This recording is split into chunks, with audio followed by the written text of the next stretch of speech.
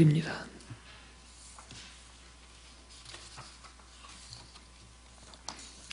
시편 1편 3절 말씀 한 절입니다. 우리 찾았으면 함께 한 목소리로 봉독합니다. 같이 읽습니다. 그는 시냇가에 심은 나무가 철을 따라 열매를 맺으며 그 잎사귀가 마르지 아니함 같으니 그가 하는 모든 일이 다 형통하리로다. 아멘. 지난 시간에 이어서 계속 시편 1편을 함께 살펴보고 있습니다. 앞부분에 설명드렸던 말씀을 잠시 한번 돌아보면 시편 1편 1절 2절에서는 복된 사람의 모습을 설명한다고 말씀을 드렸습니다. 소극적인 모습으로 악인의 길을 따르지 않는 것, 그리고 죄인의 길에 서지 않고 오만한 자리에 앉지 않는 것, 이것이 복된 사람의 모습이라고 말씀을 드렸습니다. 그런데 시편 1편 기자가 강조하는 것은 이런 소극적인 내용이 아닙니다. 정말 중요한 핵심적인 내용은 2절에 있는 거죠. 복 있는 사람은 여호와의 말씀, 여호와의 율법, 원어 그대로 여호와의 토라를 즐거워하는 사람이라고 말씀드렸습니다. 여호와의 토라를 즐거워하면 그 사람은 당연히 악인의 길을 따르지 않게 되고 죄인의 길에 서지 않게 되고 오만한 자의 자리에 앉지 않는 거죠. 왜냐하면 나의 주인 되신 하나님이 나의 왕이시고 내 모든 일의 결정권자가 되시기 때문에 그렇습니다. 내가 하나님을 온전히 신뢰함으로 하나님께 나의 인생을 맡기기 때문에 하나님의 결정에 나는 즐거워하는 삶을 살아가는 그런 모습이라고 말씀드릴 수 있습니다. 한 가지 여쭤보겠습니다. 오너가 되는 게 편할 것 같은가요? 아니면 종업원이 편한가요? 어느 쪽이 편할까요? 예, 종업원이 훨씬 편하죠. 그러니까 돈은 오너가 많이 벌어요. 근데 종업원은 왜 편하냐면 결정은 안 해도 돼요. 그냥 시키는 걸 열심히 하면 거기에 대한 노동의 대가를 받는 거죠. 근데 오너는 정말 성실하고 착한 오너는 자기 결정에 종업원들의 생사가 달려 있거든요. 그 사람들의 목숨값을 오너가 지고 있잖아요. 그러니까 그 사람의 결정 하나하나가 얼마나 힘든지 모릅니다. 내 인생을 내가 책임지는 것 자체가 얼마나 힘든지 여기 계신 분들은 다들 공감하실 것 같아요. 자녀들을 특별히 키워보셨다면 내 하는 결정이 우리 가정과 우리의 자녀들에 미칠 그 일 때문에 얼마나 힘든지 모르죠.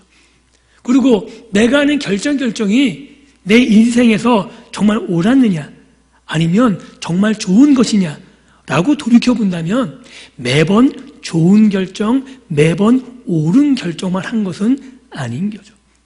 최선을 다해서 선택했지만 그 결정 때문에 힘들 때도 많았고 후회할 때도 많았음을 우리는 인생을 돌이켜보면서 늘상 생각해 보곤 합니다. 그런데 하나님이 나의 인생의 오너가 되신다면 우리 인생은 그렇게 부담감을 떨쳐낼 수 있는 삶이라고 저는 과감하게, 아니 단호하게 말씀드릴 수 있을 것 같습니다. 왜냐하면 하나님의 결정은 우리에게 가장 좋은 결정을 해주시는 분이시거든요.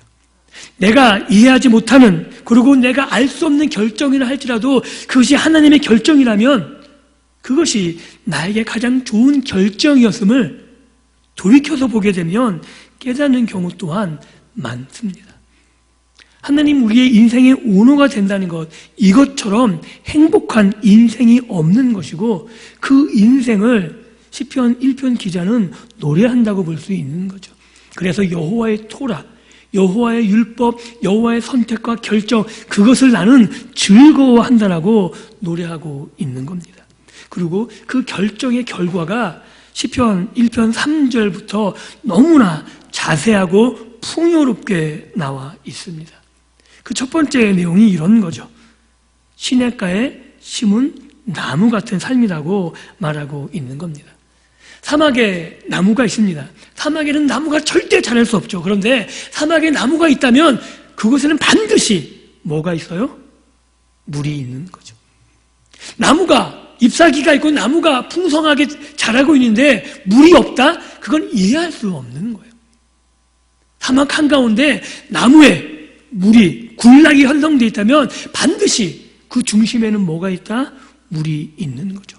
물의 공급을 받아야만 나무는 잎이 푸를 수 있는 거고, 그리고 열매를 맺을 수 있기 때문에 그렇습니다. 복된 사람이 그런 거죠. 어떤 사람이요? 공급을 받는 삶이라는 거예요. 우리 인생이 왜 힘든 줄 아십니까? 왜 그렇게 힘들게 사람들이 애써 노력하며 살아가는지 아십니까? 공급원이 없기 때문이죠. 내가 스스로 나의 공급을 마련하려다 보니까 그렇게 힘이 들게 되는 겁니다. 저는 아직도 이해하기 어려운 게 뭐냐면, 정말 우리 인생에 도움이 안 되는 쓰잘데기 없는 것들이 너무나 비싸요. 금, 은, 보석들, 정말 그게 귀한가요? 그거 먹을 수 있는 거예요? 그거 가지면 병이 낫는가요? 그게 뭐가 도움이 되는 거죠? 어떤 데 도움이 되세요? 근데 그게 비싼 이유가 있죠. 왜 그래요? 왜 비쌀까요? 희소성 때문에 그래요. 남이 없는 걸 내가 가진다는 그 희소성 때문에 비싼 거지, 없는 에게 따지면 정말 쓰잘데기 없는 거예요. 안 그런가요? 그런데 우리 인생에 정말 필요한 것, 너무나 귀한 건데 값을 쳐주지 않는 것들이 있죠. 공기가 그렇고요. 물이 그렇고요. 없으면 죽어요. 그런데 값이, 요새는 우리나라가 생수가 좀 이렇게 가격이 좀 매겨지지만 한 20년 전만 해도 생수라는 게 없었어요, 우리나라에. 그죠? 그냥 수돗물 먹으면서, 그냥 우물을 먹으면서 자랐습니다. 저는 제 생전에 물을 사 먹을 거라고는 생각도 못 해봤어요. 그런데 그 귀한 게 공짜예요. 그거 준다고 배 아픈 사람 없어요. 그냥 막 준다고. 왜 그렇죠? 그렇게 귀한데도 값이 형성이 안 되는 게 희소성이 없는 거죠. 인간이 얼마나 어리석은 삶을 사는지 아십니까? 남을 짓밟아야 내가 더 잘 된다는 사고 구조가 우리 머릿속에 잡혀 있어요. 그래서 친구들을 경쟁자로 부모님들이, 학교가 만들어 가고 있죠. 정말 그런가요? 남이 안 돼야, 내 동료가, 내 친구가 안 돼야 내가 잘 되나요? 나도 잘 되고 그도 잘 되는 법은 없을까요? 세상적인 방법에 의하면 그런 방법은 없어 보입니다. 왜냐하면 세상의 모든 구조는 피라미드 구조이기 때문에 그래요. 한 회사의 구조만 봐도, 조직을 봐도 그 정점을 중심으로 피라미드 구조가 되어 있죠. 회장 밑에, 임원 밑에, 부장단, 과장단, 말단, 종업원. 그리고 그 위로 올라가면 올라갈수록 그 직위를 가진 사람이 적죠. 그래서 다 경쟁자로 느끼게 되어져요. 그래서 그 한 명 한 명을 도태시키기 위해서 수단과 방법을 가리지 않죠. 그리고 거기에서 내가 도태되고 거기에서 쫓겨나면 마치 인생이 끝난 것처럼 생각하고 사람들은 그렇게 가르칩니다. 한번 곰곰이 생각해 보실까요? 과연 내가 회사에서 쫓겨났다고 인생이 끝난 걸까요? 우리의 자녀가 대학에 못 들어갔다고 정말 인생이 끝난 걸까요? 성경은 아니라고 분명하게 말하고 있습니다. 세상의 피라미드 구조는 내가 잘 되기 위해서 남을 짓밟고 일어나야만 된다고 가르치고, 남이 가지지 못한 것을 내가 가져야만 더 나은 위치에 선다고 말하고 있지만, 성경에서는 그런 삶을 복된 삶이라고 말하지 않습니다. 우리나라 속담에 이런 말이 있죠. 가는 말이 고와야 오는 말이 곱다. 정말 그런가요? 저는 그 말을 이렇게 이해해요. 가는 말이 험해야 오는 말이 곱다. 한번 사고 보시면, 내가 친절하게 베풀면 그만큼 사람이 나에게 험하게 다가와요. 내가 험하게 하면 험하게 할수록 나를 무섭게 여겨서 상대방이 함부로 못하는 그런 시대가 되어버린 것 같아요. 왜 그렇죠? 내가 주인이기 때문에 그래요. 내가 내 삶의 책임자고 내가 가진 게 유한하다고 느끼기 때문에 더 이상 뺏길 수가 없는 거죠. 내가 이걸 뺏기면 내가 손해고 내 가족이 손해고 우리의 자녀들이 미래가 보장되지 않는다고 생각하면 하나라도 더 뺏어야 되지 않을까요? 그 뺏은 걸 움켜주고 내 가족만, 내 자녀들만 누려야 복되다고 생각하게 되지 않을까요? 그런데 성경은 이 땅에 있는 것들이 유한하다고 느끼는데 그렇게 보지 말라는 거예요. 왜냐하면 너희들에게 공급하시는 분이 있다는 거죠. 황량한 사막에 나무들이 울창할 수 있는 이유, 그 이유가 물이 공급되고 있는 것처럼 너가 이 세상에 혼자 있는 것처럼 가지지 못한 것처럼 그렇게 보이지만 너희 안에 너희의 삶을 끊임없이 공급해 주시는 분이 계시다고 성경은 우리에게 끊임없이 이야기해 주고 있습니다. 예레미야 17장 13절에 이스라엘이 범죄한 범죄 이유를 이렇게 말하고 있습니다. 생수의 근원 되시는 하나님, 그 하나님을 이스라엘이 버렸다라고 말해요. 하나님이 생수의 근원 되시는데 이스라엘이 하나님을 버렸다는 거예요. 그러니까 생수가 끊겼으니까 이제 이스라엘 독자적인 힘으로 자기의 삶을 개척해야 되고 자기의 생명을 자기가 책임져야 되는 거죠. 그런데 하나님은 이스라엘이 그런 어리석은 행동을 뭐라고 판단하고 계시냐면 죄라고 말하고 있는 거죠. 즉 우리가 하나님의 관계를 끊어버리면 하나님으로부터 공급이 단절되는 그 삶 속에서 결국 내가 나의 책임자가 되고 내가 나의 가정의 책임자가 되고 내가 가진 것이 전부이기 때문에 세상의 피라미드 구조 속으로 들어가서 그들과 똑같이 아웅다웅 다투며 뺏고 뺏기며 살아갈 수밖에 없는 삶을 살게 됩니다. 그런데 우리가 세상에서 한 발짝 떨어져서 세상에 있는 그것이 전부가 아니라 나는 세상에 있는 그 유한한 것을 가지고 사는 것이 아니라 하나님이 공급해 주시는 것으로 산다면 우리의 인생이 달라지게 되는 거죠. 남이 뺏으려 그러면 같이 뺏겠다고 싸우지 않는 거예요. 왜냐하면 내가 뺏겨도 더 크게 나에게 베풀어 주시고 공급해 주시는 분이 계시니까 넉넉하게 줄 수 있는 거죠. 세상 사람은 이해하지 못해요. 어떻게 저렇게 살아갈까? 그런데 우리는 하나님께 공급받는 그 경험을 갖게 되면 삶의 방식이 달라지게 됩니다.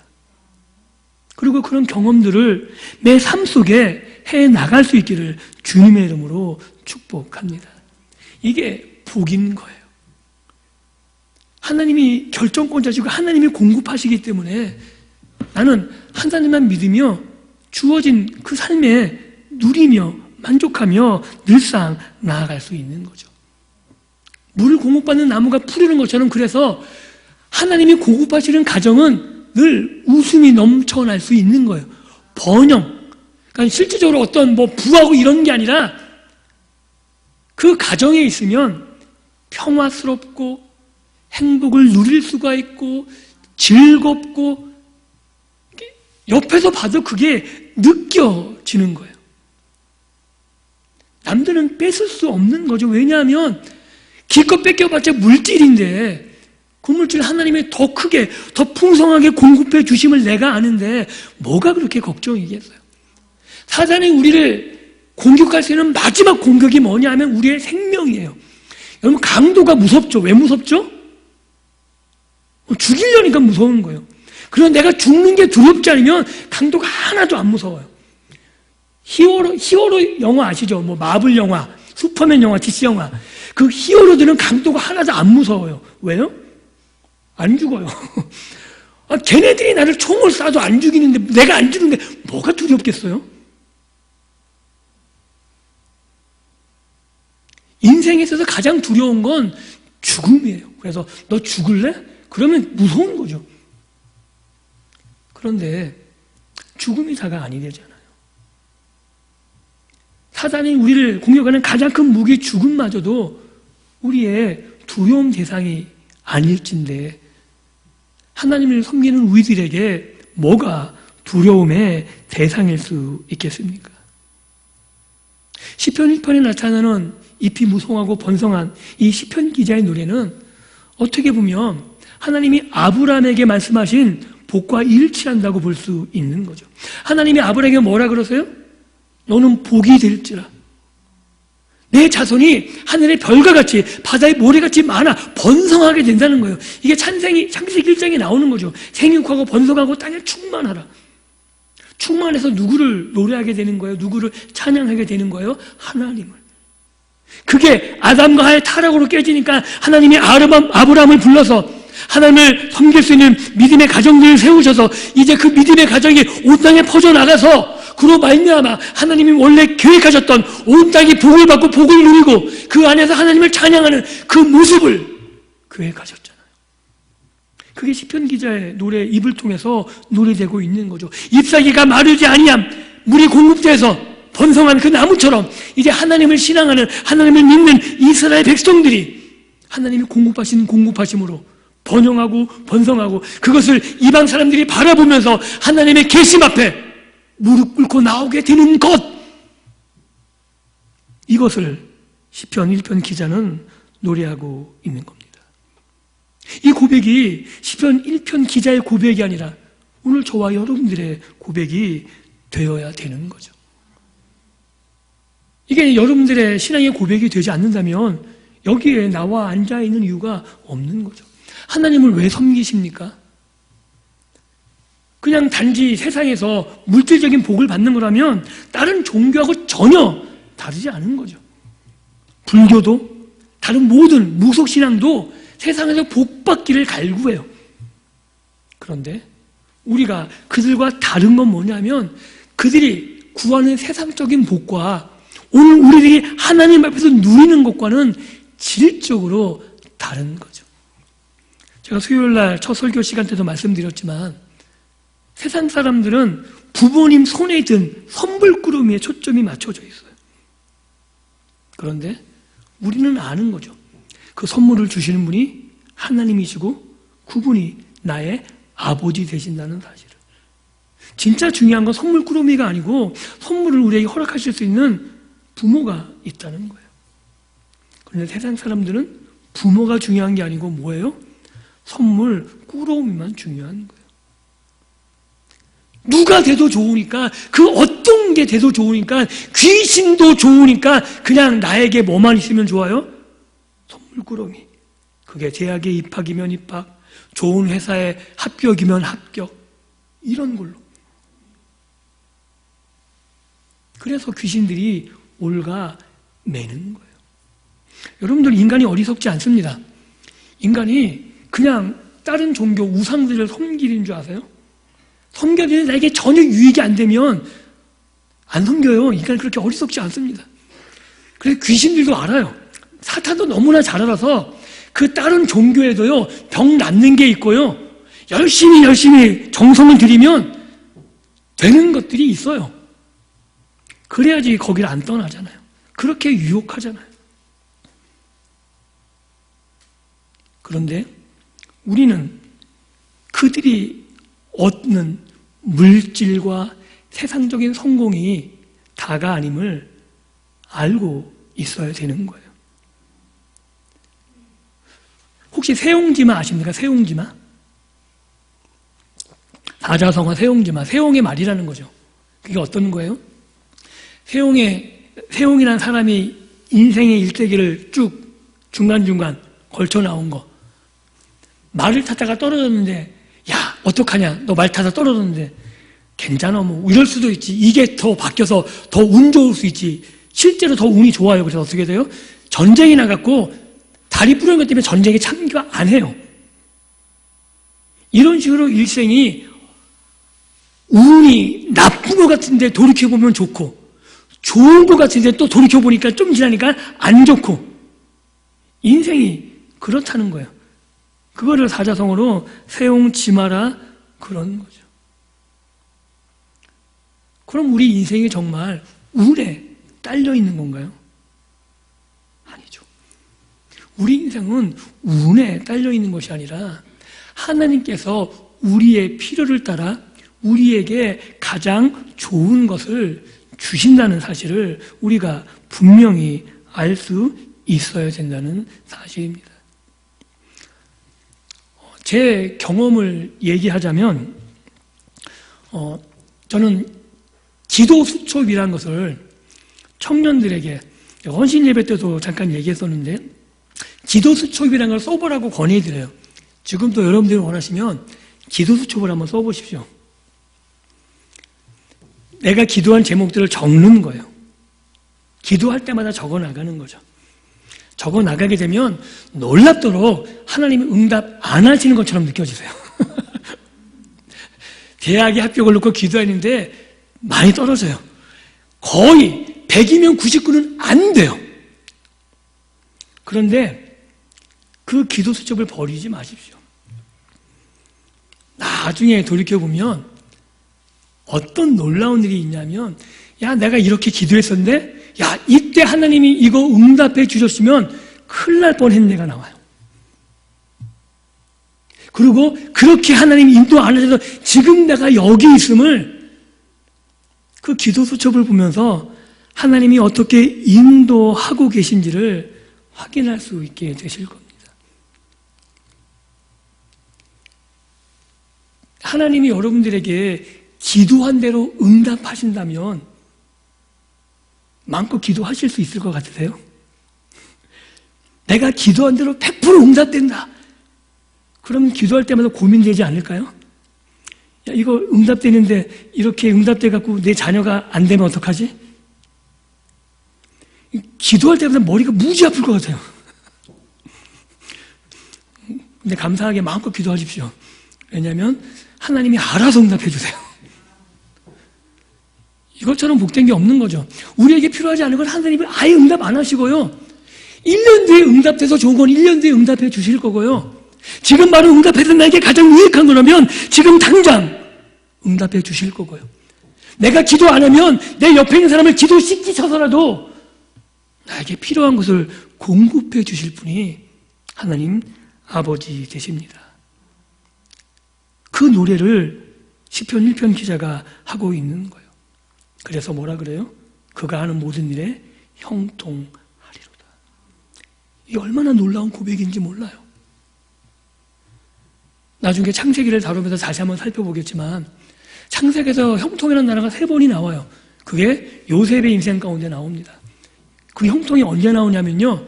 형들에게 팔려가서 노예로 보디발 집에 갔을 때 형통이라는 말이 쓰여요. 그리고 그나마 보디발 집에서 잘 돼가지고 가정 총무가 됐는데 보디발 아내, 그 아내 모함 때문에 감옥에 떨어져요. 그때 형통이라는 단어가 나와요. 이해가 되세요? 야곱의 사랑을 받는 그 상태가 아니라 노예로 팔린 게 형통함인가요? 어떻게 생각하세요?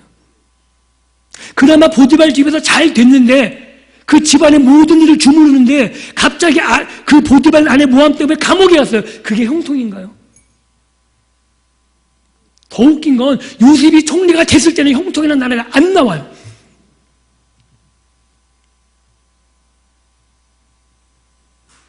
그런데 노예로 팔렸을 때 감옥에 떨어질 때 형통 앞에 한 수식어구가 붙어요. 여호와께서 함께 하심으로 그가 형통하였더라. 요셉의 상황이 잘 된 게 형통한 게 아니라 비록 그가 우리 인생의 눈으로 보면 절망과 좌절 가운데 빠진 것 같지만 그가 형통하다는 거예요. 왜요? 여호와께서 함께 하심으로. 인간의 상황과 조건엔 전혀 관계가 없다는 거죠. 이 형통함이 저와 여러분의 삶 가운데 늘 경험되기를 주님의 이름으로 축복합니다. 왜냐하면 보디발 집에서 요셉이 잘 됐잖아요. 감옥에서도 잘 됐잖아요. 누구에게나 인정받았잖아요. 누가 함께 하심으로? 하나님이 함께 하십니다. 상황에 관계없이 어디에서나 그가 하는 일이 잘 되는 거예요. 하나님이 함께 하심을 누구나 알 수 있게 되는 거예요. 그가 가는 곳곳마다 하나님이 그를 보호하시고 그를 지키시고 그가 하는 일에 손해가 되지 않게 하시고 그로 말미암아 하는 모든 일 가운데 하나님이 함께 하심이 드러나는 것, 이것이 형통함이고, 시편 기자는 그 삶을 잎이 무성해지고 열매가 있는 끊임없이 공급받음으로 그가 가는 곳곳마다 회사면 회사, 가정이면 가정, 어떤 모임이면 모임, 거기가 잘 되는 거죠. 그래서 모든 사람이 하나님의 사람을 주목하게 되고 하나님의 사람을 함께하길 원하게 되고 그를 의지하게 되고 그를 인정하게 되고, 바로 그러한 삶이 형통한 삶이라고 말하고 있는 겁니다. 사랑하는 성도 여러분, 저와 여러분들이 그런 사람입니다. 하나님이 인정하시고 함께 하셔서 어디서 무엇을 하든지 사람들에게 인정받고 존경받게 되는 것, 내가 잘나고 내가 뛰어난 게 아니라 하나님이 함께 하셔서 우리 하는 일들을 하나님이 살피고 계시는 거죠. 그렇게 될 때 이 세상에서 하나 더 가지려고 아웅다웅하지 않습니다. 왜냐하면 내가 내 것을 움켜쥐지 않고 내 것을 놓는다 할지라도 다시 그것을 채우시거든요. 그래서 누가복음에서 예수님께서 이렇게 말씀하세요. 주라, 그러면 너에게 줄 것이요 후에 누워 차고 넘치도록 너에게 채워주시겠다고. 이게 잎사귀가 마르지 않고 그 열매가 풍성한 삶이라고 말하고 있는 겁니다. 말씀을 맺습니다. 우리가 결정하고 우리가 책임지는 삶은 고달프기만 합니다. 손에 남는 게 없을 수도 있습니다. 그렇게 내 인생을, 내 가정을, 내가 하는 모든 일들을 내가 결정하고자 힘들게 애쓰지 마시고 하나님께 결정권을 넘겨드리십시오.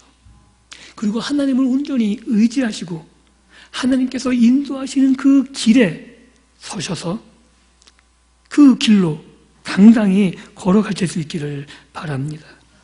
그게 시편 23편의 다윗의 고백이에요. 여호와는 나의 목자시니. 우리는 그 인도하시는 길을 따라가는 거죠. 그 하나님은 얼마나 좋으신 분이냐면 3절에 이렇게 이야기하죠. 자기 이름을 위하여 의의 길로 인도하시는 분. 하나님의 명예가 저와 여러분에게 달려있는 거예요. 여러분이 잘 되는 게 하나님의 명예가 높아지는 거고, 여러분이 잘 되고 바른 길을 가는 것이 많은 사람들이 하나님을 칭송하게 되는 것이고, 그렇기 때문에 하나님은 여러분들을 옳은 길, 좋은 길, 복된 길로 반드시 인도하실 것입니다. 그래서 여러분들이 인생의 마지막에 다윗과 같은 고백을 하는 거죠. 내 잔이 넘치나이다. 이 고백이 여러분의 인생의 고비 때마다 하나님을 목자로 고백하시면서 내 잔을 채우신 그 하나님이 앞으로도 내 마지막 인생길도 끝까지 내 잔을 채우실 하나님을 고백하시며, 그래서 많은 사람들에게 베풀고 나누어도 끊임없이 공급받기에 언제나 부유한 자로 사람들에게 인정받고 존경받으며 그 삶을 통해 하나님 앞에 영광을 돌리며 사는 그런 믿음의 삶이 되어지기를 주님의 이름으로 축복합니다. 기도합니다. 이 시간 합심해서